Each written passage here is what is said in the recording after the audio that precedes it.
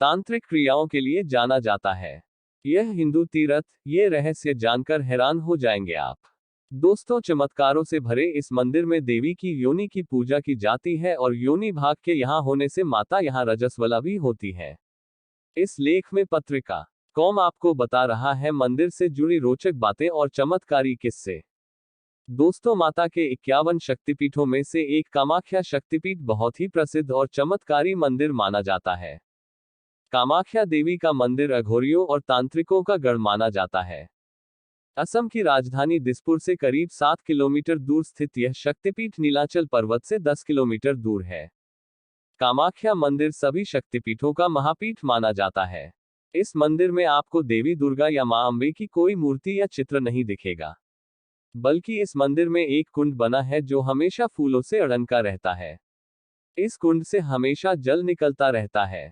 चमत्कारों से भरे इस मंदिर में देवी की योनि की पूजा की जाती है और योनि भाग के यहाँ होने से माता यहाँ रजस्वला भी होती है। इस लेख में पत्रिका कॉम आपको बता रहा है मंदिर से जुड़ी रोचक बातें और चमत्कारी किस्से। दोस्तों, यह है मान्यता।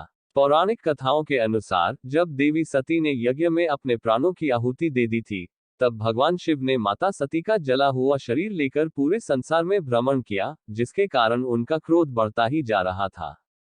तब स्थिति को संभालने के लिए श्रीहरि ने अपने सुदर्शन चक्र से माता के पार्थिव शरीर के अंग काटना शुरू किए और धरती पर जिन 52 स्थानों पर देवी सती के श्रीअंग गिरे, वहीं पर 52 शक्तिपीठों की स्थापना की गई।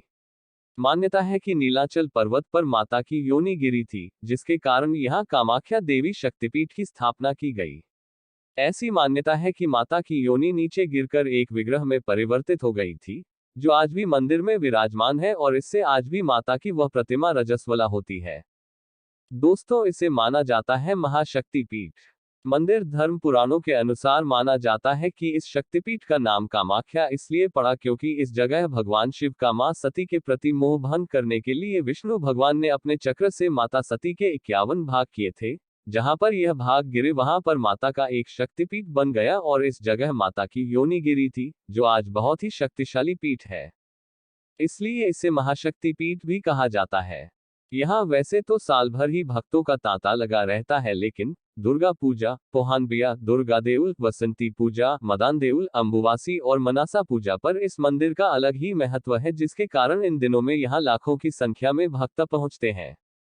दोस्तों, हैरान कर देंगे ये फैक्ट। 1. हर साल यहाँ अम्बुबाची मेला लगाया जाता है।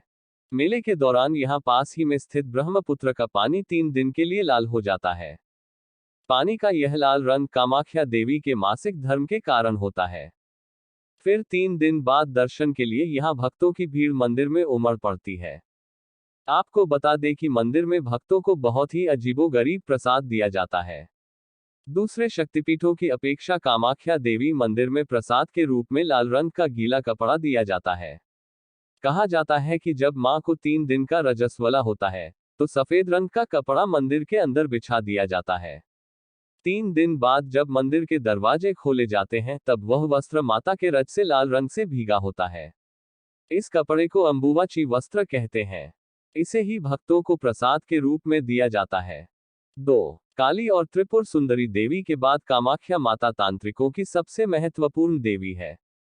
कामाख्या देवी की पूजा भगवान शिव के नववधू के रूप में की जाती है, जो कि मुक्ति को स्वीकार करती है और सभी इच्छाएं पूरी करती है। 3. मंदिर परिसर में जो भी भक्त अपनी मुराद लेकर आता है, उसकी हर मुराद पूरी होती है। इस मंदिर के साथ लगे एक मंदिर में आपको मां की मूर्ति विराजित मिलेगी, जिसे कामादेव मंदिर कहा जाता है। 4. माना जाता है कि यहाँ के तांत्रिक बुरी शक्तियों को दूर करने में भी समर्थ होते हैं। हालांकि वह अपनी शक्तियों का इस्तेमाल काफी सोच विचार कर ही करते हैं। कामाख्या के तांत्रिक और साधु चमत्कार करने में सक्षम होते हैं। कई लोग विवाह, बच्चे, धन और दूसरी इच्छाओं की पूर्ति के लिए कामाख्या की तीर्थयात्रा पर जाते हैं। 5. कामाख्या मंदिर 3 हिस्सों में बना हुआ है। पहला हिस्सा सबसे बड़ा है, इसमें हर व्यक्ति को नहीं जाने दिया जाता। वहीं दूसरे हिस्से में माता के दर्शन होते हैं, जहां एक पत्थर से हर वक्त पानी निकलता रहता है।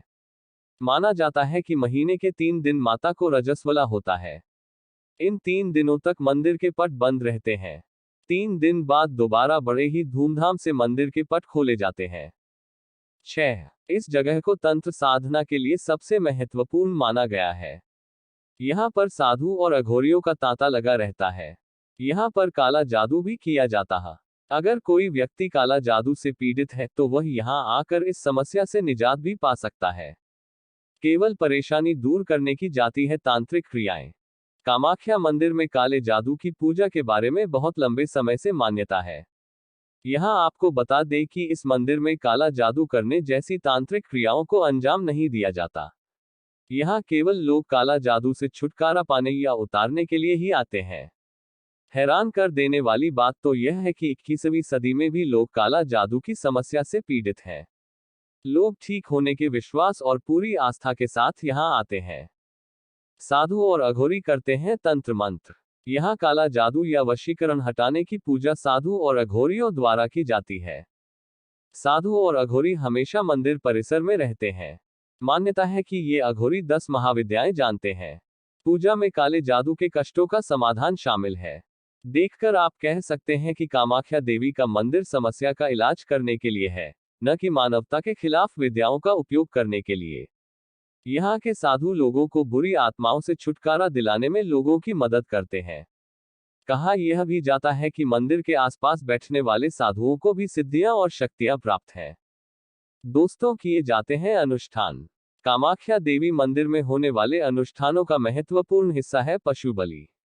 यहाँ मान्यता है कि देवी कामाख्या को प्रसन्न करना है तो बकरे और भैंसों की बलि देनी होगी। लेकिन किसी भी मादा जानवर की बलि यहाँ नहीं दी जाती है।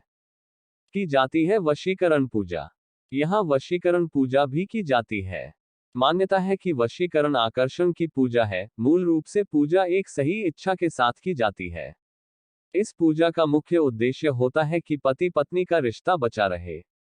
कामाख्या में वशीकरण दो लोगों के विचारों को एक जैसा बनाना है और उन्हें मानसिक रूप से सहज बनाने के उद्देश्य से ही वशीकरण की यह पूजा की जाती है, ताकि दंपति एक बेहतर जीवन व्यतीत कर सकें।